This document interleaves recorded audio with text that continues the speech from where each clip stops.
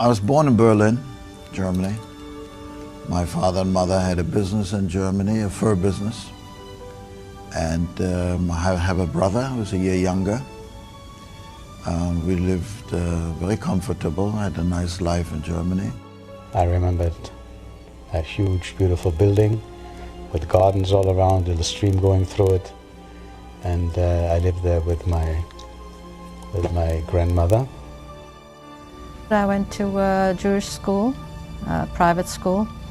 Had a nice girlfriend there, Anna Marie, whom I was very friendly with, and we spent a lot of time together. My sister went to another school. She was older.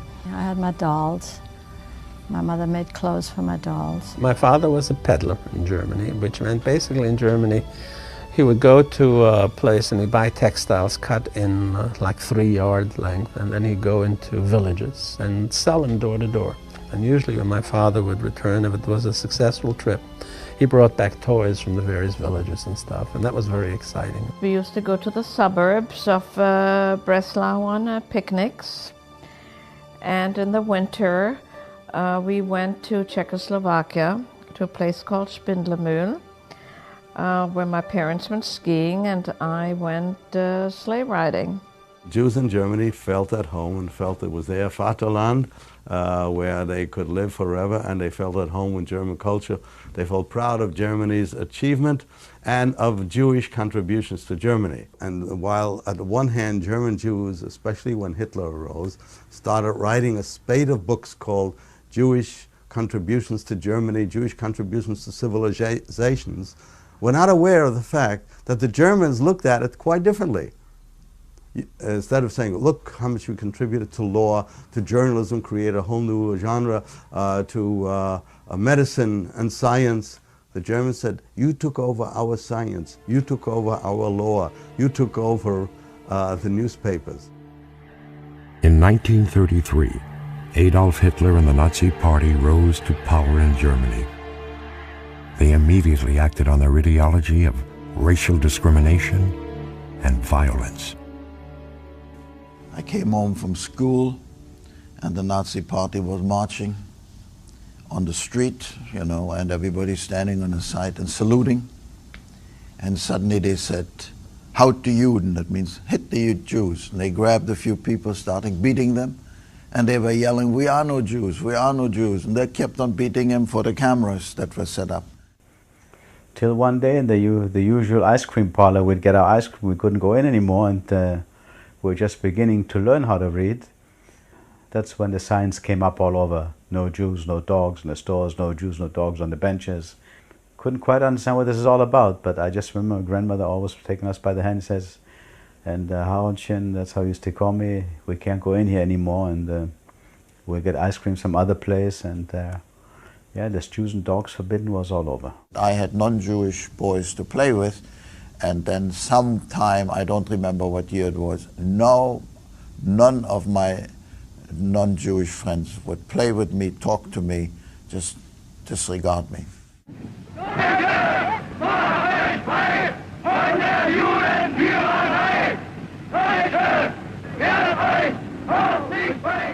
My next memory actually was of our doorbell ringing at midnight. I imagine it was shortly thereafter. And my parents wondering who's ringing the doorbell at midnight. It was my uncle, my mother's brother. And he says, you know, I got my chauffeur waiting downstairs. I'm on my way to France via Switzerland because it's the end for the Jews in Germany. I think you should come with us. He had always been a bit of an eccentric, this particular brother. So when my father heard it, he says, oh, the Meshuggah Leo, what crazy idea he has. This madman's not going to last. Things like that have happened before to the Jews. Impossible, and besides, I fought in the First World War, and we've been German for generations. We've lived here. Let's wait and see.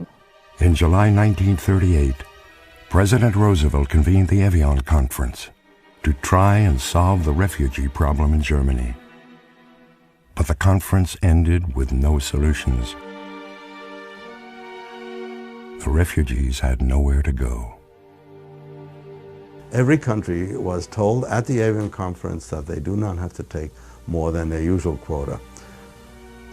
Britain won out in that Palestine was not mentioned as a haven. Goebbels writes in his diary, they are shedding crocodile tears. They want us to do their job for them, and they really don't want the Jews as much as we don't. So the Evian Conference showed Hitler that the world didn't give a damn.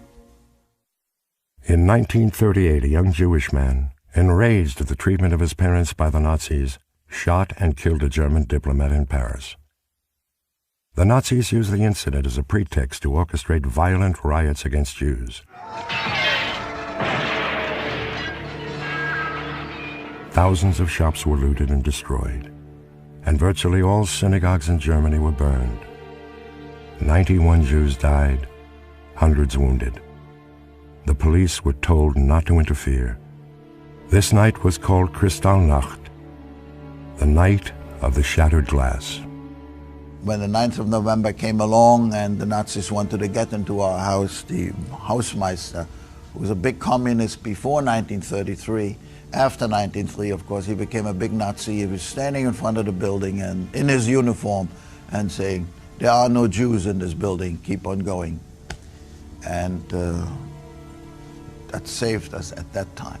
My father put on the radio, and of course all he heard was martial music. He went out, he wasn't sure, he didn't like to see what was happening, and he decided to go into hiding. When we got out the next few days, I saw the glass and the burning synagogues and all that. We walked over to my grandmother's house to see if they were all right. And I remember that glass, on the crunching glass under my feet. And even now, more than 60 years later, I can still remember it. And the day after Kristallnacht, my parents and I walked out of our house. And the grocery store near us was owned by a Jewish family. And the windows were shattered and had "Dirty Jew" on it. And then we walked to the synagogue, which we attended. And as we walked by, we saw in the courtyard of the synagogue there was a mound of ashes. And it was clear that these were prayer books. And sticking out of the center of the mound were the scrolls of the Torah. And I remember being terrified by that, because I had just learned that if the Torah was dropped in the synagogue, even by accident, the whole congregation would have to fast for 40 days. And here I saw the Torahs being burned, and I know internally I said to myself, there's no safety for us anywhere. All of a sudden, almost all Germans sought a way out. Where can we go? Where can we find a haven? Where can we get out? Of course, the lines on all the embassies and consulates were blocks long with the attempts to find a haven. The American consulate closed their doors, and no visas were ever given out again. You couldn't get into America, you couldn't get to England, you couldn't get to any of these places because we had no passports, we had no visas. The quota numbers were very small. Some non-Jewish people that lived in our house, one of the men was a very high officer in the German Air Force who warned my father not to stay in Europe. He says, "We are going to conquer all of Europe." And my father fortunately felt the same way, and he was a peddler, and arranged with 11 other people to pay someone to get him across the border to Belgium. They did make it across the border. They were picked up by the Belgian authorities, who turned them back to the Gestapo, who turned them over to Dachau. One of the ways in which the Austrian Jews were encouraged to leave was to arrest the men and incarcerate them in concentration camps, and then saying, all right, the only way you are going to get your men back to these women who were left behind, the families that were left behind, the only way you can get them is if you leave within a month, 24 hours, 2 weeks, 2 months, or whatever they decided. My father decided to come out of hiding. It seems the Christian landlord told him, don't. He went to the friend's house to pick me up, and so happened the Gestapo was in the same house. He got picked up, and he was sent to the Buchenwald concentration camp. I was picked up on the street, taken with all other Jews to Sachsenhausen. I was standing there, And the command came out, anybody below 14 and over 80 step forward. So I was 13. I stepped forward. They put us on a truck and they sent us back home. I spent one day. So all of a sudden there developed, first in Vienna, a haven that nobody dreamed of before. There's a place you can go to without a visa, without papers. It was extraordinary. How could there be such a thing? It was hard to imagine. Where are you going? 8,000 miles away.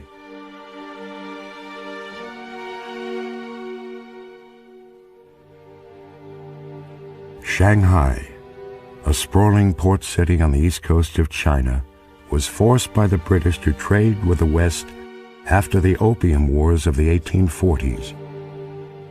Powerful and decadent, tremendously wealthy and miserably squalid, voracious and corrupt, it became the commercial center of China.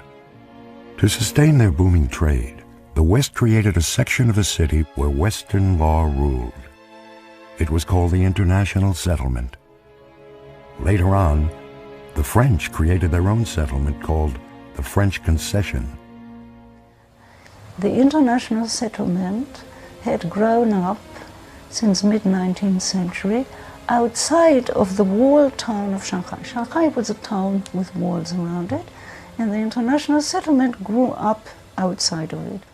They built up those ports, they built up all of them, not only Shanghai, but that was the biggest one, into a major world harbor, where the settlement created a tremendous boom. There were two Jewish communities in Shanghai. The first group came following the British during the late 19th century. They were Baghdadi businessmen and their families. As British subjects, they were able to take part in the booming Shanghai trade. They were English-speaking. They did business with the British. They did very well by doing business with the British. Some of them were enormously wealthy, like the Kaduri, the Sassoon, and the Khardoum families. The second community consisted of Russian Jews who immigrated to China mostly to escape the Communist Revolution in 1917. Although not as affluent as the Baghdadi Jews, they also had a rich community life. The Russian Jewish community, which existed, the second one, grew up parallel but not identical or mixed with the Sephardim. They were separate and unequal.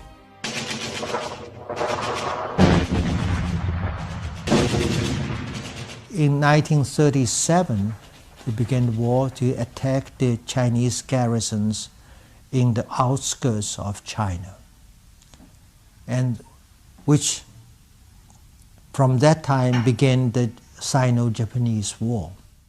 In the Sino-Japanese War of 1937, the Japanese conquered large parts of China, including Shanghai. As it turned out, that was the only avenue of escape, Shanghai without papers. All you needed really was a passage on a ship. And what is not widely known, in 1938, before the beginning of the war, you could get out of Dachau if you could leave the country. And of course, if he could have left the country, he wouldn't have gotten smuggled into Belgium.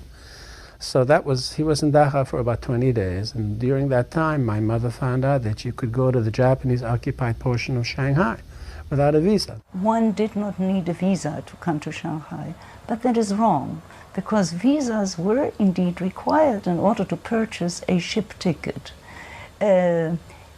Passport control, however, after July 1937, was no longer in Chinese hands. As a matter of fact, nobody controlled passports, because the foreign powers did not want to control passports, because then the Japanese would have said, we want to control passports, and the foreign powers did not want the Japanese to control passports of foreigners, and therefore nobody controlled passports. She decided to buy steamship tickets for Shanghai. How did she have the money? It wasn't that easy either. We had money, but the bank accounts were frozen. However, we were allowed to draw household expenses from our own monies. So my mother inflated as much as she was able to what she needed and was very frugal on spending it. But she did go and get the steamship tickets for leaving on the Hakusaki Maru, a Japanese steamer, the following February from Naples, Italy. My father was always very careful with money. He had money put aside, and most of that went for bribing the NYK line people to give us tickets, because if we hadn't gotten out by the middle of May, I wouldn't be sitting here today. I remember my grandfather, it's also one of those things that sits in your ear, you hear it. He used to say to a Fufshin, he called a Fufshin, wo nimmst du das Kind? Where are you taking the kid to? To the Chinesen, not Chinesen, to the Chinesen, and I don't forget it. And Fufi said, yeah, I'm taking my boy, I'm getting out. On my mother's birthday, which was December 5th, 6 o'clock in the morning, the bell rang. And at that time, if you heard a bell ring at any hour, but particularly at an ungodly hour, you might say, it did not sound too good. And I remember all of us huddling in the little hallway as my mother opened the door, and there was my father. He had come home from Buchenwald. With much trepidation, she told my father, we're not waiting for a United States visa. I got tickets to go to Shanghai. And she expected him to make a big fuss, and all he said was, in today's vernacular, if we had left yesterday, it wouldn't be soon enough. We left Germany in 1939 in May, and we said goodbye to my grandparents, and I know it was chaos. My mother was screaming, my aunt was screaming. They were very volatile, and it was terrible, awful. And you know, the Germans never came out to say goodbye. They watched from behind the curtains. We could see them, and they didn't come out. They knew my mother since she was a little girl. They didn't come out, they didn't say anything. They were really terrified, and also probably glad to see us leave, you know. Oh, at the train station, there was a whole family there. This was yes, I see it like you're sitting in front of me. I see it like you're sitting in front of me. An der Anhalterbahn from Berlin, everybody, Bruno, Omisosha, Adam, Yetik, the cousins, Judith, Margot, all names today are, it's a long time ago, but a lot of people, and they're all gone. So I had to say goodbye to Anna Marie, my girlfriend, and all of that. But you know, I give talks in schools, and I talk about Anna Marie, especially to the age group, that, you know, the 9-year-olds, the 10-year-olds. And I always talk about Anna Marie, and I always say, well, if you ever hear about anyone called Anna Marie Warenberg, you know, let me know. And I get letters from them. And one little girl wrote a letter back, and she said, don't worry if you don't find Anna Marie. When you go to heaven, you'll find her there. When the train reached the Italian border, and the Gestapo came on board the train, and my mother telling me, you know, I want you to be very quiet, don't say a word, don't look up, don't move, don't ask for anything, just sit. And it's funny how kids sometimes know that it's really serious business. I was 8 years old, and I did just that. So I remember the Gestapo coming aboard the train to check papers, but I didn't see faces because I was looking down. My mother told me not to look up, and all I saw was black boots marching back and forth, and them saying papiere, you know, papers, and the passports, and whatever else was needed, the permission. And they went through the whole train, and after they got it from everybody, they left the train, and the train started again and crossed the border into Italy. And everybody cheering and clapping, and somehow they had champagne corks popping. We were out of Germany. Shanghai became a real option for those Jews who had no place to go, and they scrambled to buy all the luxury ship tickets to go to Shanghai because that was the only way you can go at that point. Got on the ship, that was a Kashima Maru, and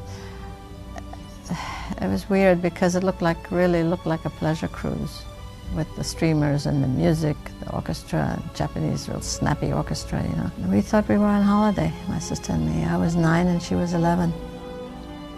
So we had fun. We had a stewardess who was assigned to take care of us, and they gave us little cakes and little dolls, and we had tea parties. We took a ship in Naples, a Japanese ship by the name of Hakusan Maru, and it was a beautiful 4-week trip. Long, beautiful trip. I enjoyed every moment of it. I didn't realize really what's going on in the world yet. We were too young for all that. My mother bought first-class passage. So we had a relatively luxurious cabin, and there was more food than anyone could ever eat. And I remember vividly throughout that trip, my mother kept saying I should eat everything inside. At that time we were kosher. We basically ate the fruits and the vegetables and much of the pastry. In Port Said, the ship actually anchored, and I remember those sand dunes on both sides. And they later told us that a few young Jews, German Jews, Polish Jews, jumped the ship and actually tried to make their way to Palestine, Israel. What's Israel today? I don't know. And there was a recurrent theme. She was saying, eat, because who knows what we'll have when we get to Shanghai.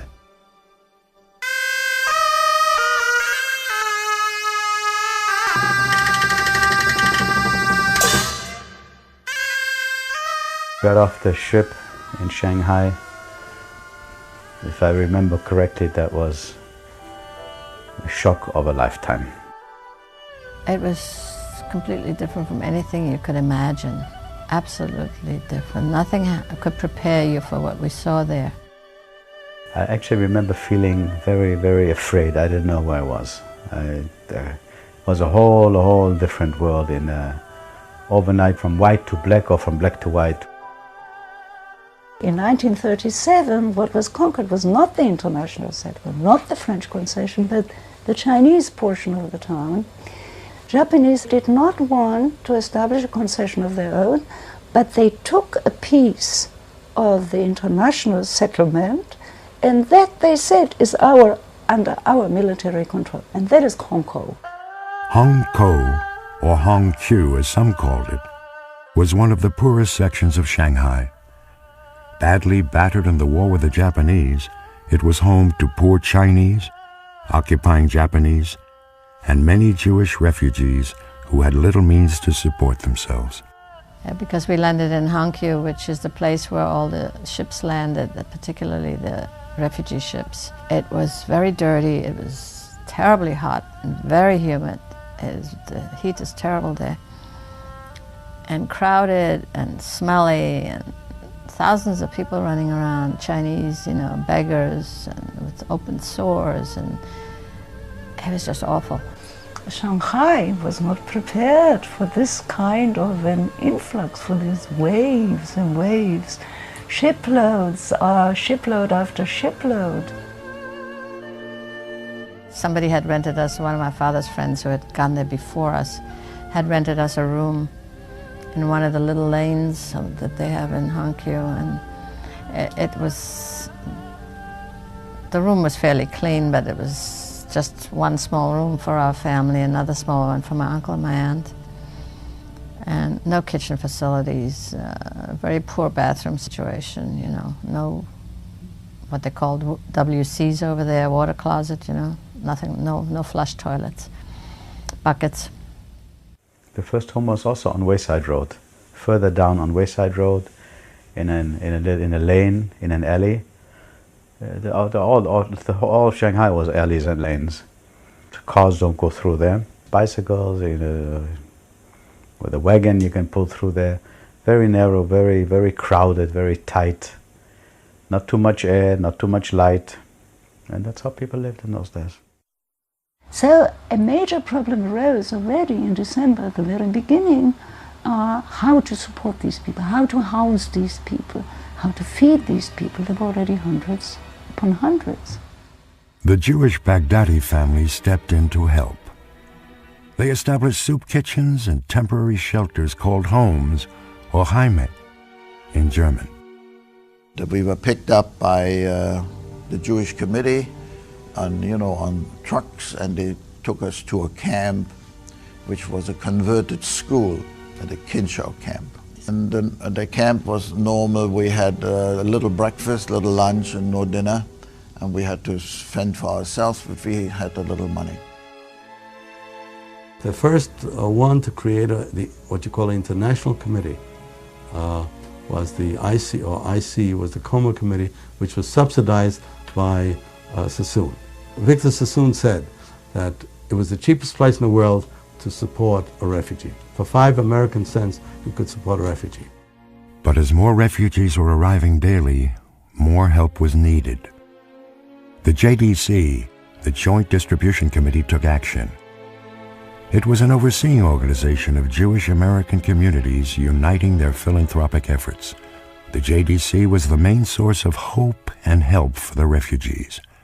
It financed the temporary shelters, the soup kitchens, and the makeshift hospital. Later, Laura Margolis, an American professional social worker, became the JDC's head official in Shanghai. Under her effective management, the JDC was able to sustain close to 10,000 refugees who had no means to support themselves. But one day, one morning, the phone rang. And the boss at that time was Moses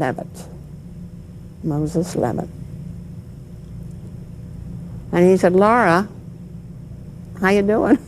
Although, how you doing was not an expression in those years. But he said, "How are you?" I said, "Fine." "Busy?" "Yeah, we're very busy here." Well, so he said, "How would you like to go to China?" I have to laugh when I think of it. I said, "China? Where in China?" "Shanghai." I said, "Oh yeah, sure, I'd like to go." I had no idea what he was talking about. She came in May 1941. She was a professional social worker who had worked in Cuba before that.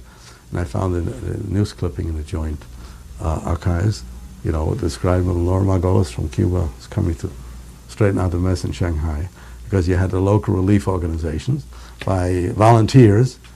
And Laura Margolis, a highly intelligent woman, sent back sometimes weekly, sometimes even daily reports describing precisely the situation as she saw it, the relief organizations, and how poorly they are managing, and the refugee problem, and so on and so forth. Now came the Polish Jews, and the Lithuanian Jews, and the religious Jews, and the yeshivot. And they wanted to be taken care of separately because, they were intellectuals and they had to have their prayer books and they had to have kosher food and chicken on Friday. And it was very, very difficult, very difficult. And yet, again, the Jewish communities did try to accommodate them, did respond. These are religious people, they need to be treated differently. So we went to the camp kitchens over there for our first meals, like everybody else did. And they had set up these homes, Heime, which didn't look much like Heim, or a home, for people who had no place to go. And they had kitchens, and they had a hospital and all this. Fortunately, we didn't have to live there. That was even worse than living in a room, much worse. It was kind of odd to see people there. They all had these new German clothes that they had bought before they left, if they had enough money left, So they were all decked out, the men usually with hats and suits in that heat, And the women with nice suits and heels and all that, with a tin plate in their hand, waiting for food from the communal kitchen. The summers would get so hot that today you use a heat index or humidity index. Under those conditions, the temperature could go up as much, measured that way, 140 in the shade. The sanitary conditions were about the worst in the world that you can think of. Every disease, and known or unknown to men, was rampant in epidemic proportions. Non-flushable toilet. A Chinese woman would come every morning and pick that huge thing, that huge pot up, take it down the stairs and dump it into a wagon in the street. So the street usually smells not like Chanel No. 5. You could not drink the water. In Shanghai at the time, you could not drink. You drank water guaranteed to get sick, the older generation. But you know, when you were young, you do things. You know, I remember distinctly the first time I drank the water from the tap. You had to boil the water. Eventually, we were able, most of the younger people, to drink the water from the tap. There was a way to do the rice that I remembered, and I usually tell that to people, you know, how my mother used to put it out on the windowsill. We had these wide windowsills, and if you left it sitting there for 4 or 5 minutes, the bugs would come crawling out. And my sister and I would count who had the most. In summertime, the river would overflow on a regular basis. Every day at certain hours, the streets were flooded, and you'd have swimming in there. You name it, and it was swimming in there. Most of the refugees came almost penniless to Shanghai. The German government had confiscated most of their assets. Many sold whatever saleable items they had, clothes and furniture, which they brought from Europe in large crates called lifts. The refugees now scrambled to find jobs in Shanghai to sustain themselves, although they did not know for how long. My father had studied to be a typewriter mechanic before leaving Germany, and also with the proceeds of what my mother sold, we established a typewriter business in the British Foreign Settlement, hiring a Chinese mechanic. My mother stayed home. She and my aunt knitted. They opened up the old sweaters and the old shawls and knitted for sale to make a little money. My father and my uncle went to look for jobs in the city of Shanghai with Chinese companies. And my father got a job with a chemical company, and knowing absolutely nothing, not a shred of knowledge about chemicals, but he learned. He used to study every night.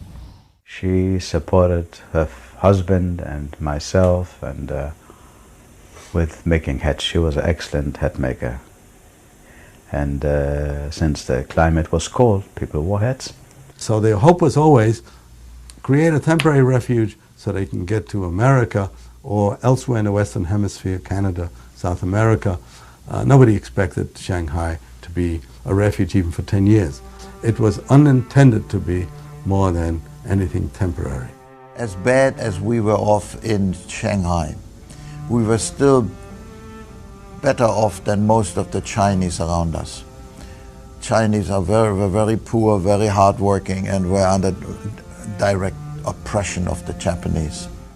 The poorer Chinese people lived at even a poorer life than the Jewish refugees, you see. The relief organization helped the refugees, the Jewish refugees, according to their standard. Now the Chinese had this coexistence with the refugees, sort of benign tolerance. They had their own problems, and they kind of accepted us in their midst there. I never once saw a sign of anti-Semitism or disgust or criticism. I never saw it at all. The lot of the Chinese people was a very hard one to watch. Beginning with the coolies, these poor guys who were carrying all day long, and then the rickshaws, a human being lugging a little wagon with two wheels, some rich people, and running with them through the streets for hours and days on that. That's with the veins popping out of their legs. It's inhuman. What happened in the winter time is there was no heating. and some just froze to death. And then you'd see in the streets in the morning little packages wrapped up where the children passed away, and they wrapped them up in little straw mattress, and when the garbage truck came, they just picked them up. Children play with other children, you know, it doesn't matter whether. My sister writes in her diary, I gave the little girl next door, a Chinese girl, a piece of white bread. Big deal, you know. And that's the way this worked. And her father gave me a pencil, you know. So that's how these things evolved, you know. They didn't make lifelong friendships out of this, but they coexisted quite well. So there was never, we were lucky with that. I mean, after all, we were sitting on their territory, 20,000 of us pushing 20,000 of them out because they were already there and overflowing, living really in poverty, many of them, because that was the poor section of town, you know. The Chinese, on the one hand, the white and the Chinese were simply two different worlds. Very few understood Chinese or spoke Chinese. What refugees had a lot to do with Chinese was in pidgin English. They bought from them, they bought the cheapest, the last bit of vegetables and prawns left in the stands when nobody else would buy, when they couldn't afford anything else. Sometimes the Chinese were very good to the refugees. They gave them credit, or they let them buy on credit. There was this very sweet Chinese man who came with his bamboo stick with two little baskets hanging on each side, and became a real friendship with my mother. And he used to come by, not about every day, but very often, good few times a week. Then he'd be downstairs in the street. We lived on the second floor, and he used to call from the that's Oofy, Oofy, and then my mother would went down. Oh, he had some vegetables, or I don't know, old fish, and some chicken. Well, he always had something that she bought from him. Yeah, Oofy. She was his best customer. In Shanghai, there was a Russian newspaper for the Russian community. And in this paper there was a Yiddish page. And in that Yiddish page, they recorded their reaction to Shanghai. It is the most beautiful, heartwarming poetry that I've read. I mean, it is just, it's not self-pitying. Some of the poems are sort of reaching out to the Chinese population, you know, like, oh my God, you know, this is terrible what is happening to you. And this kind of sympathetic response. So it comes straight from the heart. Instead of saying, oi, poor me, you know, Gewalt, who did this to me? They're saying, oh no, you poor Chinese. The utmost influence the Jews exerted on the Shanghai's Chinese society was on music and on medicine. Chinese themselves, many of them felt also sympathy for the Jews as they're both being oppressed by the Japanese. The Chinese worse. When the Chinese crossed the bridge, they had to bow down, and the Japanese sometimes stick them with a burning cigarette or jab them, but the Chinese got the better part of it. They turned around and smiled, and that killed the Japanese.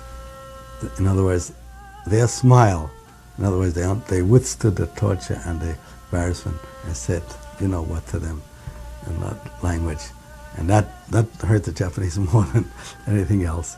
Every Chinese hated the Japanese very much. They killed 300,000 people when they occupied Nanjing. I saw once a Chinese stealing a canister of kerosene, and he was caught. Right on the spot, the Japanese tied up his hands and chopped them off. And that's it. I couldn't watch. I ran away, but in my opinion, man could never survive.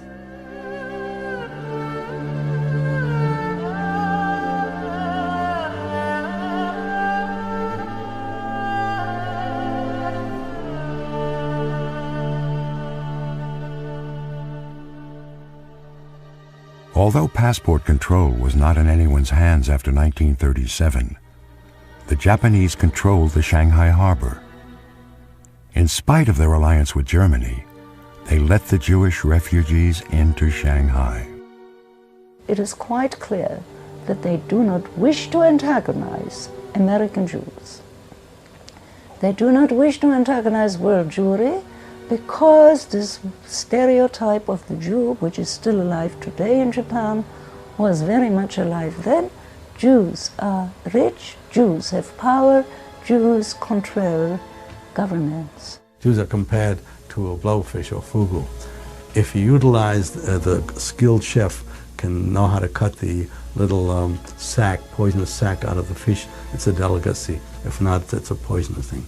If we have such a great power like the Jews, we have to know how to utilize them on behalf of Japan. Japanese had to be very careful about being prejudiced against Jews because they had complained about German prejudice against Asians.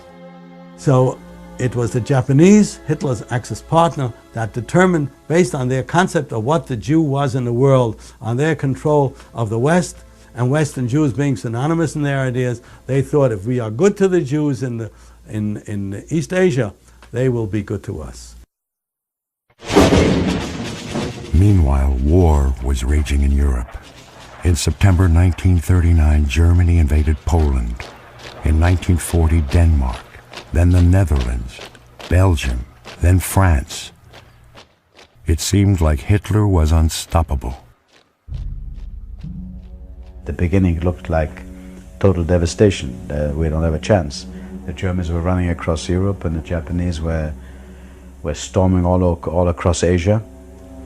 So till things started turning around, we didn't really know. It looked kind of hopeless. We got once a postcard from my grandfather. We tried in Shanghai to get some of my mother's family out, or my father's, but it was too late. You had to go via Siberia, and as I said to you, the war was on already, and you could not come anymore. My other uncle, though, the one, Leo, who had gone to Paris, when he saw that it wasn't that great in France, he wrote my mother that he'd like to come to Shanghai. My mother immediately got things moving. She went to, it was called the European part of Hayat was called Hicem, H-I-C-E-M. She went to the Hicem in Shanghai and sent papers. At that particular time, you needed, well, it wasn't really sponsors, but you needed somebody to write a letter to say you wanted somebody to come. It was very easy. It was a semi-official kind of thing. There was no problem. And we did the same thing. The Hicem took care of it. And we got another letter from my uncle that he was now interned at Setfong. Please get me out as quickly as we can. And my mother couldn't understand, why didn't he get the papers? And she went to the Hicem and he assured her the papers were sent. Well, nothing happened, and finally my mother got very upset and she went back to the Hicem and she says, you know, it doesn't take that long for papers to get to Europe. Something must have happened. And I said, no, we sent them. I said, I want the receipt, because you said you sent them registered mail. I want the receipt that you sent them. And they weren't very nice to her, but she wouldn't leave the office. And finally he took out his file, and the way she said, his face blanched. And she said, what's the matter? She says, the papers were never sent. They're in this file. So my mother says, I'm going to take the papers and I will send them. She took the papers because they had to go to the Hicem in Marseille, and then he could have gotten on a ship. She took the papers and she immediately sent them out, registered mail. They got to the Hicem in Marseille the day France fell. They never reached my uncle. And to the day she died, my mother said, you know, Leo's going to think his sister deserted him, that his sister didn't want him to come. She always spoke about that, how she sent him these papers, how they were overworked, I guess, the Heatson. She always says, why didn't I ask to see the fire earlier? Why? Because he could have come.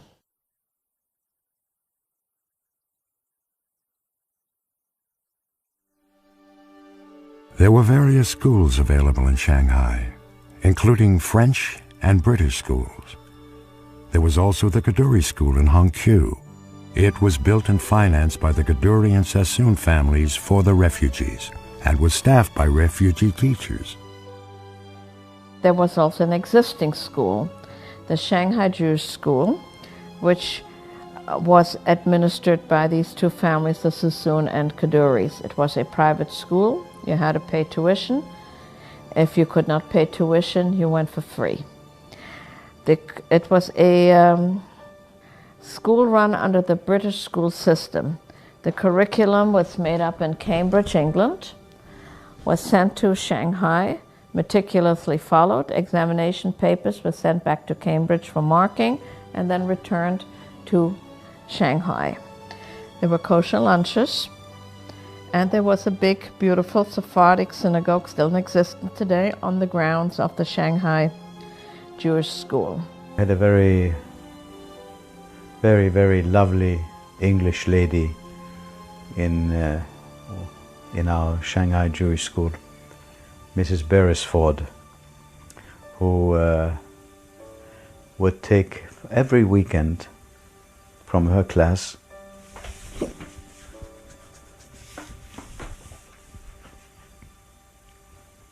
one kid to a house. And I remember I was there twice. And her son was a boy named Maxwell Beresford. And that was in downtown Shanghai, not in the... And they were beautiful, beautiful women, beautiful people. And for 2 days you lived again in a different world. When we kids had nothing to do, you know, in the afternoon after school or so, we got active and we had athletic competitions. We had a soccer league where we played soccer every weekend, and there also was a small boxing club because there were some Jews from Germany that were, some of them were champion of Germany, and they had little time on their hand and they started to teach us to be boxers. And we had a very good boxing league. I was pretty good. I was very good at boxing. I had a very strong right. I won most of my fights by knockout, most of them. Now, as a man of 72 years old, it doesn't look the same and it doesn't feel the same, but I was very strong and I was very good. And so were others in our group. They were really good. And we had good trainers and we trained very hard. And we took enormous pride to win. And all of us wore the Magen David, which was important. You know, when you're always on the bottom and everybody spits and laughs at you, you finally are on even keel. It was important. And here you have a community that, despite these disadvantages that I mentioned to you, created a viable cultural life that would have done justice to a city, as I mentioned, of 100,000. Newspapers, dailies, weeklies, monthlies, incredible array of newspapers. Of course, one person bought it and gave it out to 10 other people to read. I mean, these were read and reread until they were torn. From Vienna, the sausages and bakery and other things. The cafe house, which was a standard in Vienna, even in Germany, they brought to Shanghai.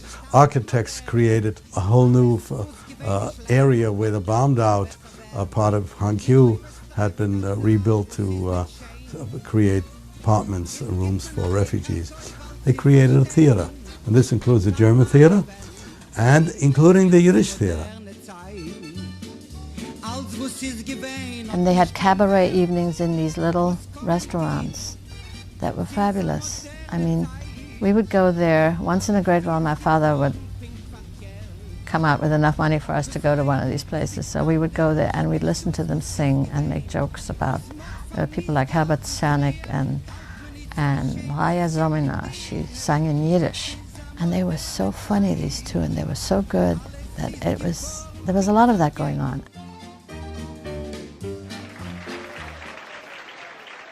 you have this attempt to bring some kind of cultural life. It's not only the cafe houses, it's not only recreating Little Vienna or Little Berlin, as some people have written. It is much more. Several newspapers, Die Gelbe Post, Shanghai Chronicle, and many more that stopped and started. Even books, poetry. People were writing wonderful poetry in German, not only in Yiddish. It is that kind of thing which I think is moving, that among the squalor, the poverty, the hunger, and this feeling of, what's going to be with us? Where will all this end, and will it ever end? There still is the human spirit reasserting itself. The Jewish refugees built a completely, almost self-sufficient, beautiful society. There's sports club, there's soccer clubs, there are recreation clubs, there are boxers. It's an amazing story. My father had come out of Buchenwald, where his war wound had acted up and had not been treated. And he got sick. Then he got well, then he got sick. He got checkups. They didn't know what it was. They pulled his teeth. They thought it was that. He kept getting fevers, and it was called Shanghai fever. But he functioned. He ran the business with a Chinese mechanic. My mother went knocking on doors, getting customers. She did the bookkeeping, she did the correspondence, she did the appointments, and my father did the repairs together with the Chinese mechanic. And then he got sick again, and he died just like that. He was 43 years old. They're never sure what it was, but they presume it was some kind of a parasite or something that he harbored from Buchenwald. When he fought in the First World War, he was at Verdun, Battle of Verdun in France, which was a very big, important battle. I think it was in 1916, so he was born 1897, so he was about 19 years old. He was a kid, really. And as he was standing with his gun, he sees a young French soldier, on the other side of him, opposite him. And that's the enemy. So naturally you shoot your enemy or he's going to shoot you. So as my father tells the story, so he sees this French soldier and he raises his gun to shoot him, and at the same moment that he's shooting the soldier shoots him. And as my father fell, he had a stomach wound lying there, he heard the young French soldier say, Shema Yisrael. That always affected him. He killed a Jew. All of a sudden, he wasn't a German soldier killing a French soldier, it was a Jew killing a Jew. And it affected him all his life, because it must have affected him, because he always told that story, and then, my mother repeated it. Although the situation in Shanghai was bad, it was far better than Europe, where war was still raging.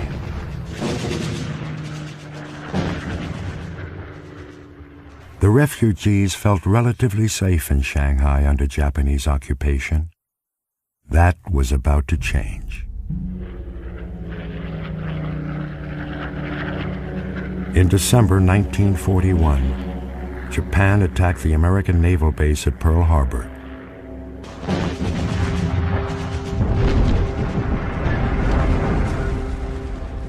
The United States entered the war.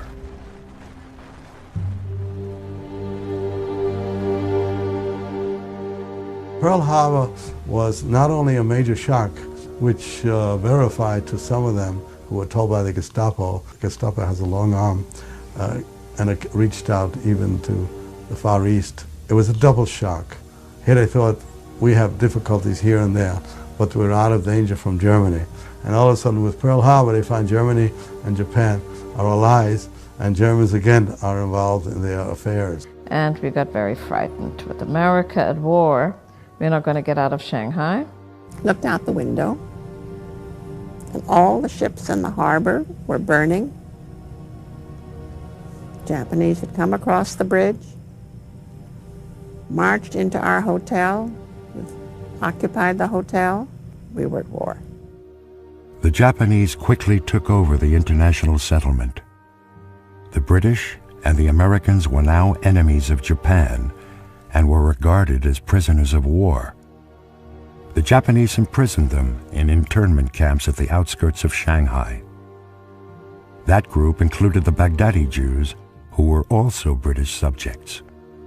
The Sephardi community, which had been helping the refugees, was now no longer in the elite position that they were before. They themselves were reduced as to how much money you can take out of the bank. Most of their money was confiscated, and within 3/4 of a year or so, certainly by the end of the year, all the enemy aliens, meaning British, American, British, Dutch, and nationals, were interned. And I remember when they locked all the British up,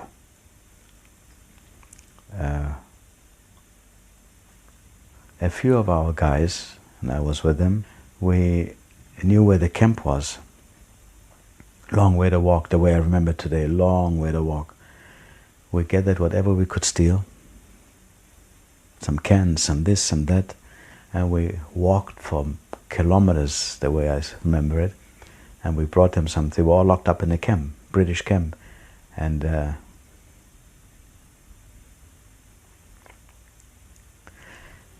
we paid back. With America at war with Japan, all lines of communication between Shanghai and the U.S. were suddenly cut. Laura Margolis was cut off without money coming from America to support the soup kitchens, the local shelters, and the makeshift hospital.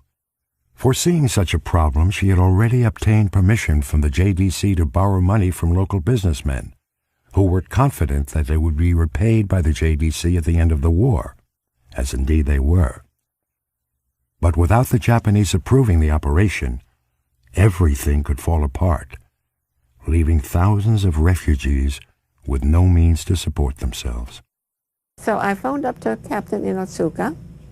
He remembered me because we had been to social affairs together and received me very nicely. Made the tea ceremony, very nice, very cordial. And then we got to the nitty-gritty of what I came for. It's true that I'm an enemy alien. I don't know what's going to happen with me next. But for the foreseeable future, apparently I'm free. I would be able to take over the whole operation in Shanghai and keep feeding the people if he would give me permission to raise the money.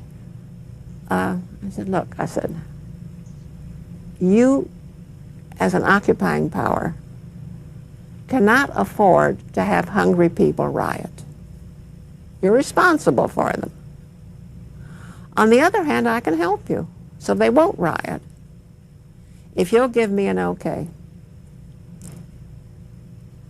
to raise the money. And he did.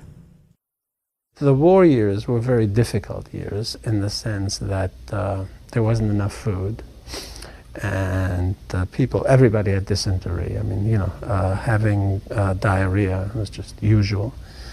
And food got to be very difficult in 43, 44, 45. There wasn't a lot of food. A lot of people were clearly suffering from malnutrition. You had the sense, as a young kid, I remember that people were shrinking into their clothes. They looked gaunt and looked shabby. Little Chinese boys would be chasing grocery trucks. They'd have a knife, they'd cut a hole in the sack. The noodles would fall into the gutter. They'd sweep them up, and they would be sold very cheaply. And then my mother and I would sit around the kerosene lamp or whatever was available in the way of light, and we'd just separate the noodles from the debris. Debris being broken glass, rusty nails, stones, whatever swept up from a gutter. I remember we were sitting on the balcony once, Werner, my second father, and I, tiny little balcony, and my mother was in the street. She had just brought her bread, And some young kid came up, we saw it, some young kid came up, grabbed the bread from her arm and started running. And when she came up, she says, "You must have been even hungrier than we are." So, no, there wasn't much of anything. Since the Baghdadi Jews were imprisoned in internment camps with the British, Laura Margolis called upon the Russian Jews to help the refugees. The responsibility for the refugees fell now on the Russian Jews. And I would say, first they had no choice but to accept the responsibility, but also they did their best. You know, they cannot be faulted. After that, they simply had to do whatever was possible.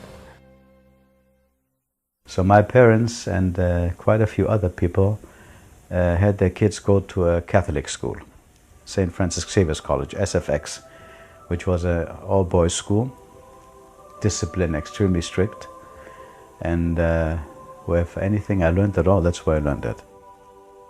All brothers was a Catholic school, all with the large, long black gowns, and religious Catholics from all over the world, Brother Leo, Brother Ladislaus from Hungary, and there was one big, red-haired, gingy Brother John. And I'll never forget, every morning when we walked into school, Brother John would give us a little insight into what the political situation was. And he was very, very anti-allies. He was very much pro-German and pro-Japanese, and he was a real nice guy. He was very nice, especially to us Jewish kids, and yet his actions showed different, and the words that came out of his mouth were different. After the war was over, it came out that Brother John was actually a very high officer in the British Army.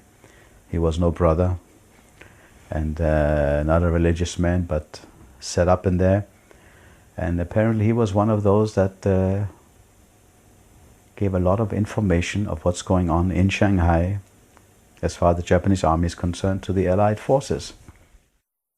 The refugee community was very worried what was happening because after all the enemy aliens of Japan and Germany were interned, what was going to happen to us. Knowing that Jews were always first on line when it came to bad things happening to good people, so to speak, what did they have in store for us? On February 18th, 1943, the Japanese issued a proclamation ordering all stateless refugees who came to Shanghai after 1937 to move to a segregated area in Hongqiu. That's when the German influence became much more crucial. And German influence pressured the Japanese into creating a ghetto. This was the tendency of the Japanese in ruling. And here this whole puppet state concept comes into play. If you have them nice and compact all together, you can watch them and you know what they're doing. Then what you do is you give them someone to watch out over them. No direct rule. That's the puppet, you see, government that watches over them. That's exactly what they did in Shanghai. You know, it wasn't, you see, a real ghetto. It wasn't the ghetto that we know from Europe. It wasn't that. It was a different concept. It was a very Japanese concept. And yes, all foreigners need to be watched. The ghetto didn't have any walls around it, you see, it didn't have to, because if you saw a European face in downtown Shanghai and they were not German or Russian, they had to be one of us, because all the Americans and all the British were put into internment camps. So we moved into that ghetto area. My mother sold a bunch of the possessions we had just to make room, and we had a very tiny room. There were at the end 10 people in this house. We lived in a Chinese house which was owned by a Jew, but there were 5 families in the ghetto, and we had the attic, which was like this. It was not, we were not able to stand straight, only in the middle of the attic. On the side went all the way down. And the major problem we had was my brother contracted polio in China.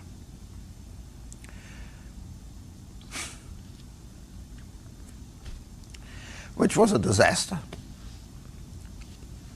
food was scarce. But eventually we couldn't get out from the ghetto anymore, so I started getting a job. I worked in the kitchen, and the school had a kitchen. We all had to move into one room to 51 Chusan Road, which was right smack in the middle of the ghetto. Well, they never called it a ghetto. They called it a segregated area, but it was a ghetto. And I went back there too, and took a look. Yes, yeah. Yes. We lived upstairs, you know? Yeah. Take care. Yeah. Take care. Be careful on the steps. Yeah. Take care. Yes, on the steps. Yeah. It all comes back. This is the original. Everything comes back. And the roof looks the same. It's amazing how it didn't change. I can't believe it. We used to have the rice on this windowsill and take the bugs out of the rice. My sister and me.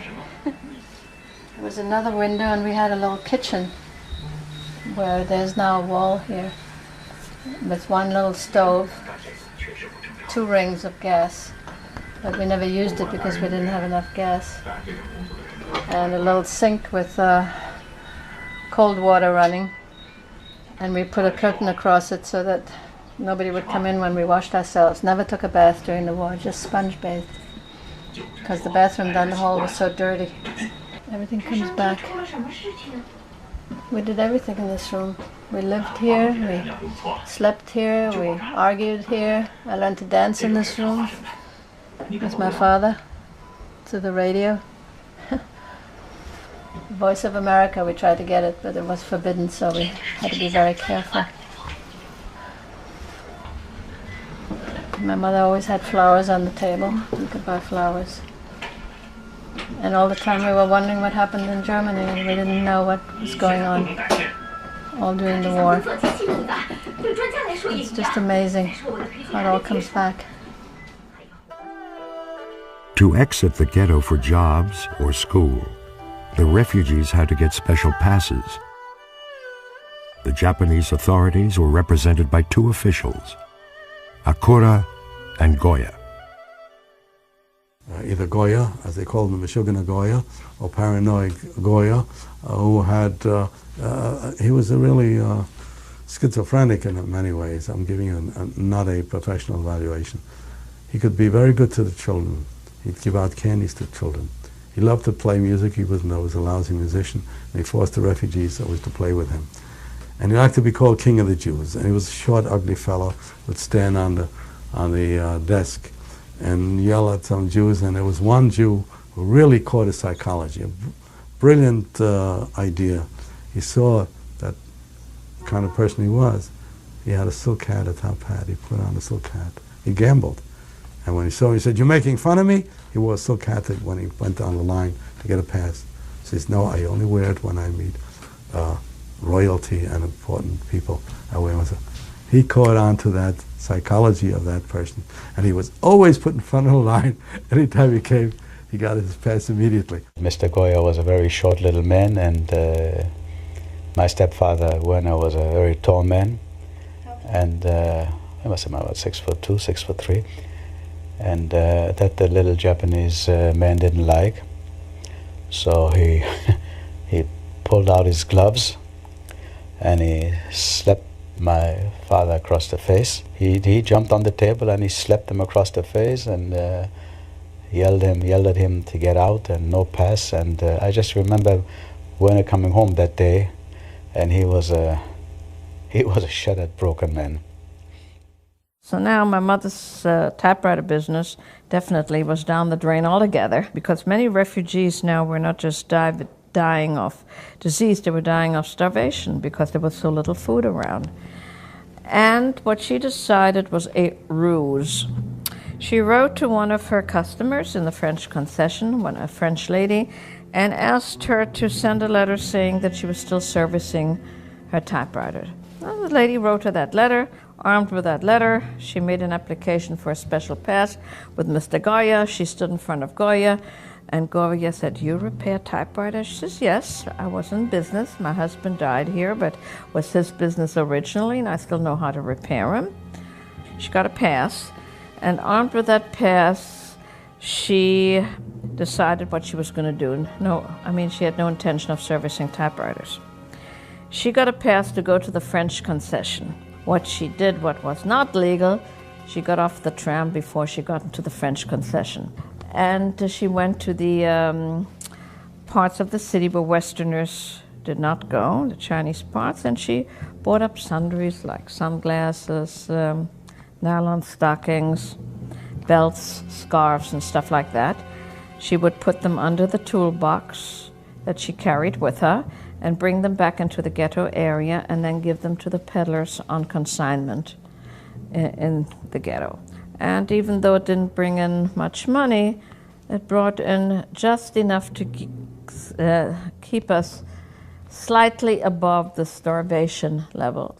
One night when my parents thought I was asleep, they were talking to one another, and my mother said, that there are only $17 left. I had no idea what $17 was. It was a fair amount of money, but it was clear that when that was gone, we would be in terrible shape. We had what they called the pao cha. So the Japanese didn't have to do it, and we were happy they didn't have to do it. But everybody was assigned a couple of hours a week where you got an official armband and a stick, and you were standing and controlling that the people don't go out without a pass of the ghetto, and that they came in on time. But as I said to you, I worked for Russians, and there was a Russian club. The Jews that had Soviet passports could live outside the ghetto. They had the radio and everything, and they got movies of the war going on with Germany. And the way to get back into the ghetto after the hour, what I did is, the ghetto did not have a wall around it. It was, this side of the street was the ghetto, the other side was not the ghetto. So I walked on the other side of the street, what was not the ghetto. There was one street where the police station was. And just as I come to the police station, I walked across the street and walked into the police station. So if anybody would ask, I'm going into the police, but then I went in, I looked around, and said, oh, I think I'm in the wrong place, and I walked out again. So this was maybe 10 o'clock at night. So because anywhere else, wherever I walked, they would have caught me going into the ghetto at 10 o'clock. I was supposed to be home by 6. There was this white Russian boy. Whenever he got me, he was good friends with the Japanese kids there. Whenever he got a hold of me, I got my daily, if I couldn't run fast enough, I got my daily beating, yeah. One time I remember I came home, my mother almost fainted. A black eye and bleeding and no shirt and one shoe missing, and I took a bad beating. From this, George was his name, family name's not important, George and his gang. There's always 2 or 3 guys that get it, they get you. And I used to go to bed at night. I remember that vividly, and I say, someday, I don't know how, we'll get even. Have to get even. This can't go on. I took a beating maybe 3-4 times a week. If they'd catch you, you'd get it. Butter was very valuable, very expensive. And I recall that my parents, later on there wasn't any butter, but my parents in 43, 44 would buy half a quarter of butter, 2 ounces, and they would make sure that I ate it. And I remember once vividly walking out where my mother was washing the dishes. I noticed that she licked the last bit of butter off the plate. Till we moved into our, can't say a flat, till we moved into a room of a larger flat which was shared by probably 4 or 5 families, probably 11, 12 people on and all. We had in there one room, and bathroom facilities, if you can call it that, shared by probably about 11, 12 people, if I remember correctly. And in that one room, my mother, she made hats, and that's where we lived and slept and worked. And I can't explain. I don't think people today would understand what this is all about unless you see it.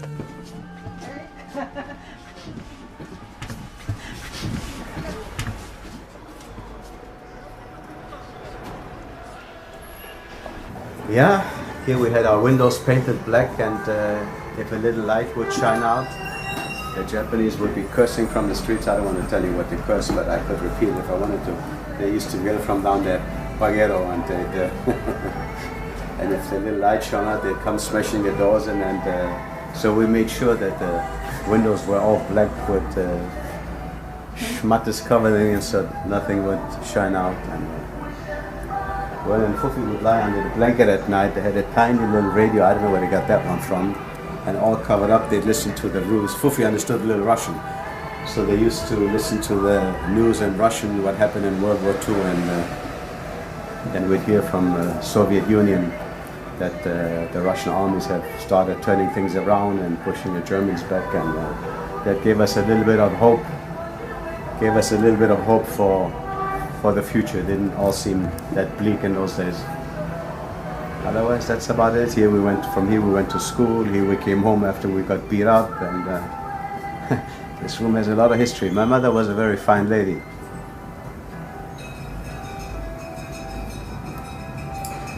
So she made big pots of soup with all sorts of things inside.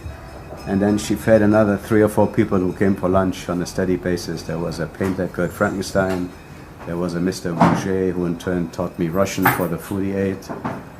There was another gentleman whose name I forgot right now. We always had three people eating the same soup almost every day for lunch. I remember them. Yeah, my mom was a nice lady. She was a good gal.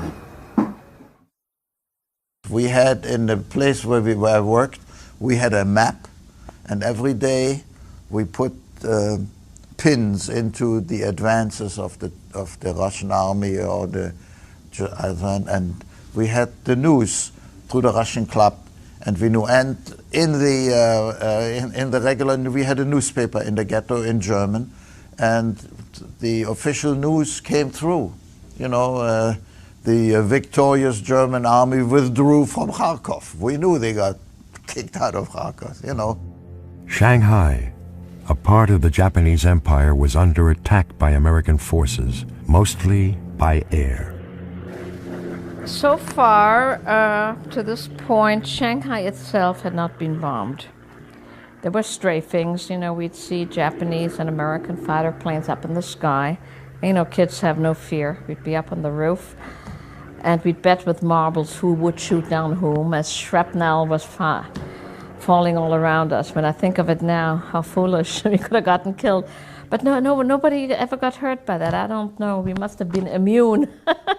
And they would push the dining room tables together and put mattresses on top, and we would crawl underneath, and that was supposed to be a shelter. It was July 17th, 1945. My mother was on one of her illegal forays in the city. I was on my way actually to see Sue and Chaya, who were living together. They lived on the exact opposite end of the ghetto from where I lived. It was a very, very hot summer day, and in Shanghai the clouds used to hang just a couple of 100 meters above your head. You would choke. And there was an air raid alarm in the morning, and then it was called off. I think 2 or 3 times, and called off. And I remember I went to a haircut. And I'm walking down the road, and I stopped. There was next to the prison, there's a hospital. And that hospital had become a prison hospital for American and British, I suppose, POWs. And they always had them out on a balcony on a top floor, which was maybe 5th or 6th floor. And we used to stop there and wave to them. Sure, they must have been wondering who we were. They used to wave back and we'd wave to them. Suddenly you thought the world was coming to an end. Absolutely, the word there was, they afterwards said there was about 100 B-29s over Shanghai, just over the clouds. That's a ear-cracking noise. It is unbearable. And just as I'm starting to continue to walk over there, the dreaded siren went off that the city itself was under attack. No bomb shelter, but a trench. Jumped into a trench, some other people, and within a split second, the bombs were flying. And then the bombs started flying. The bombs, when they go down, they go shh. You hear that whistle. I'll never forget that whistle. Right before the thud. And we were always taught when the bombs start falling, you take an inside post of the building, never stand in the middle. So everybody ran, grabbed some sort of a inside post of a building. and people screaming, and then you heard the sirens of the ambulances. It was over very, very quickly. And then we started running home. 31 refugees died, as well as hundreds of Chinese, in an attack by American forces trying to hit a Japanese radio station in Hongqiu. The Japanese were terrific.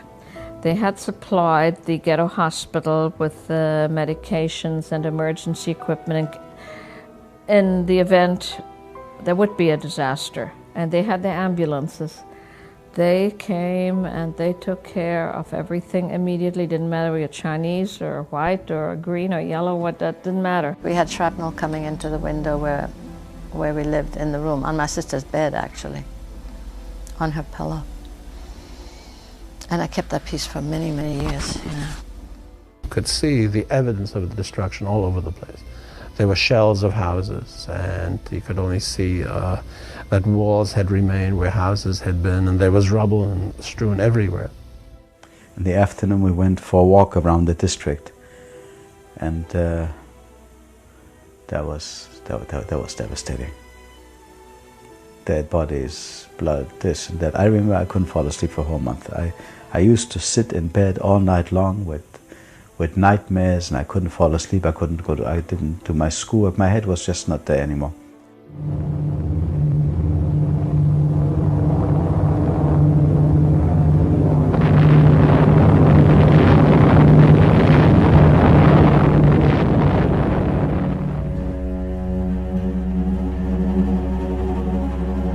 Then we heard, of course, about the first atomic bomb on Hiroshima, then on Nagasaki. The first one, we said, oh my God, they're now going to drop it off in Shanghai. It was a terrible fear for us, because Shanghai, we knew, was a military target. Otherwise, why would there be strafings on the outskirts? After the war was over, it suddenly got very quiet on the street. That was in August, when that part of the war was over. It got very quiet out there, and the Japanese soldiers were gone. We looked out through the blackout curtains, and there was nobody out there. And we waited a while to see, if it was safe. And then we went out, and there was nothing.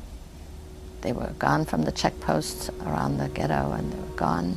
They were out of there. That's when we found out that it was over. And when the war was over, we were in good shape. We were strong kids, played a lot of soccer. I went out to the streets, like everybody was running wild, the Jews, suddenly everything opened up. And I went out, and two buddies came with me. And I went to look for George Bremen. And George Bremen saw me from a block away, and he knew this was the end, and he started running. But I ran like a wild animal, so he couldn't have gotten away from me, no way. And I got a hold of George Bremen, and I was never a violent kid. And if those two guys would not have been with me, I probably lost my mind. I probably would have killed them. I let out 3-4 years of anger, lots of pain. And I hate him with everything I could. And if those two boys weren't there, I probably would have killed them. Because I lost all humanity at that time too. After the war was over, the Red Cross released lists of surviving family members in Europe. The refugees rushed to see who survived. Few did. Soon after, news of what happened in Europe reached the refugees.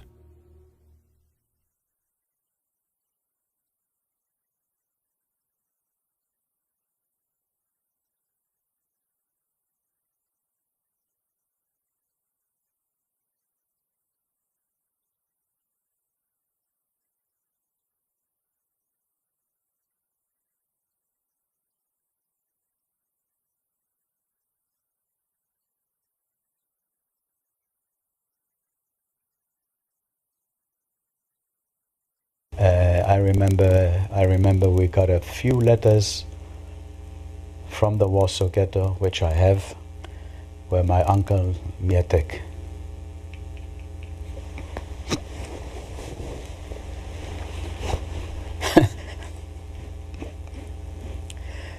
to his sister, my mother, if there's anything she can do to help us get out of the Warsaw Ghetto.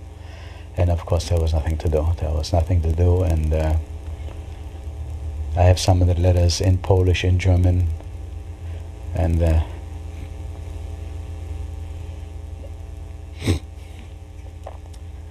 they're very sad letters of help us get out of here, but there was nothing my mother could do. A completely lost situation. And yeah, those were the last letters.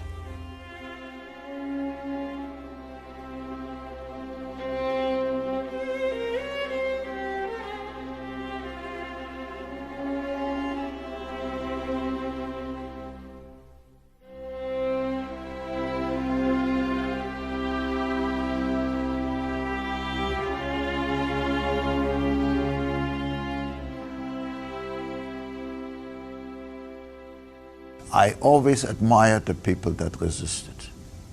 I've taught my children that.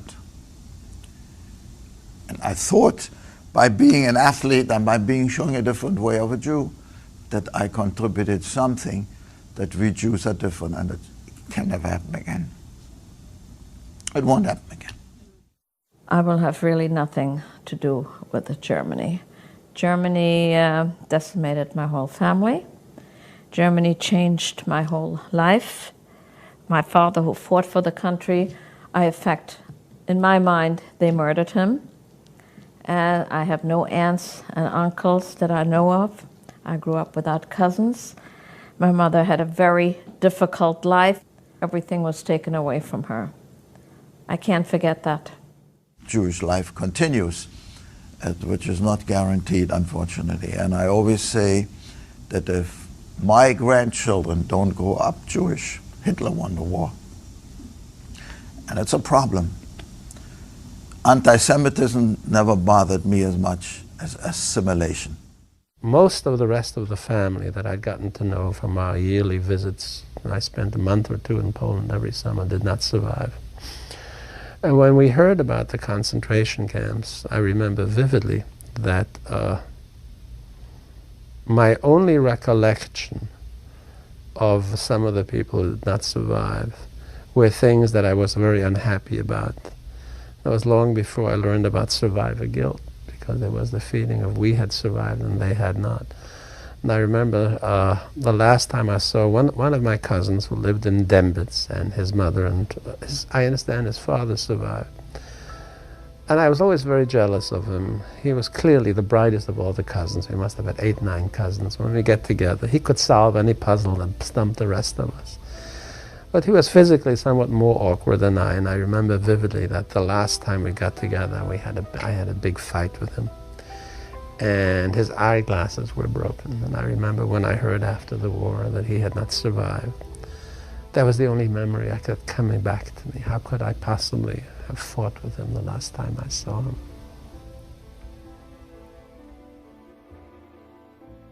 But on the whole, they didn't know what was happening. So they focused on their own life and on the misery of life in Shanghai, and lo and behold, after the war, they found out they're living paradise compared to what happened to their brethren in Europe. That's what it was. It's all a relative thing. But you don't know you're living in paradise till you're kicked out.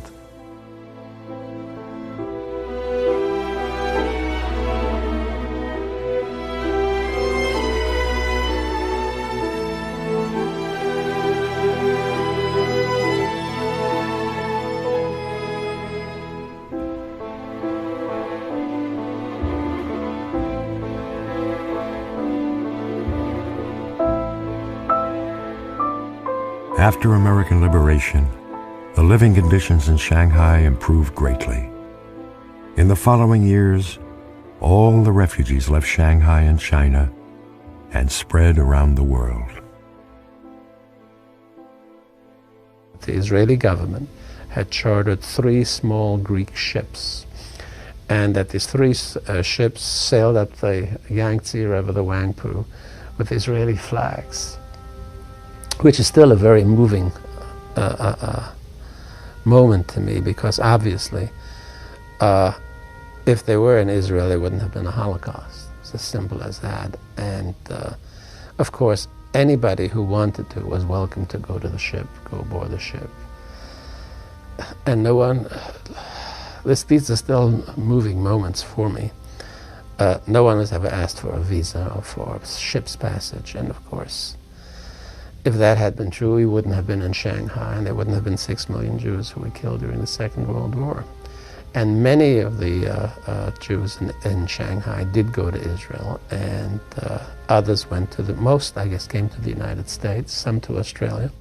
We came to the United States on a U.S. troop transport, the SS Marine Lynx, which was a beautiful ship for transporting the U.S. Army.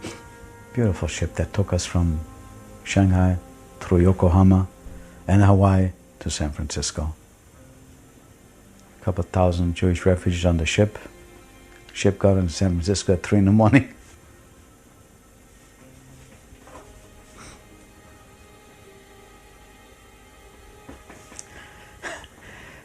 I thought the ocean would probably overflow with all the tears of the refugees when you see San Francisco at 3 in the morning.